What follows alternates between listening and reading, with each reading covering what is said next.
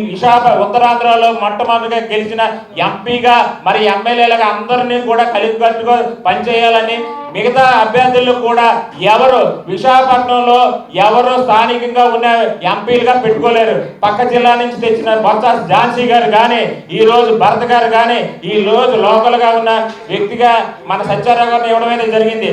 అలాగే అప్పుడు ఇక్కడ ఉన్న కాంగ్రెస్ అభ్యర్థులు ప్రతి ఒక్కరూ ప్రజలతో ఉన్న వ్యక్తులు, ఏదో కొత్తగా ఈ రోజు వచ్చి వెళ్ళిపోయిన వ్యక్తులు మాత్రం కాదు.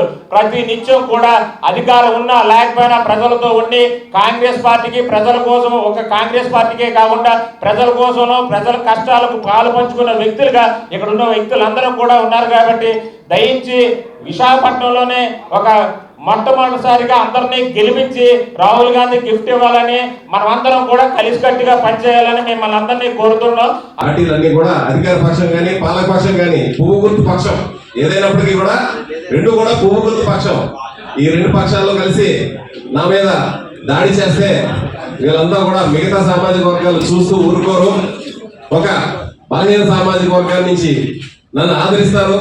తప్పనిసరిగా నేను ఆరిలోవా ఈ ఏదైతే ఫిషర్మెన్ కమ్యూనిటీస్ ఉన్నాడో ఇవన్నీ వాటిల్లో కూడా ప్రతి మనిషికి కూడా నేను సుపరిచితుల్ని. నేను చెప్పబోయేది ఏంటంటే అభివృద్ధికి మారుపేరు అనేటువంటి ఈ ఈస్ట్ కాన్స్టిట్యున్సీలో ప్రతి కార్యక్రమం మీద నాకు పూర్తి అవగాహన ఉన్నది. కాబట్టి నేను ప్రజలకి అత్యంత చేరువుగా ముందుగా హనుమంతవాడ దగ్గర ఉన్నటువంటి ఫ్లైఓవర్ ని నేను దాన్ని ఇమీడియట్ గా అధికారం కనుక ప్రజలు నాకు ఇస్తే దాన్ని ముందు పరిష్కరిస్తానని తెలియజేస్తూ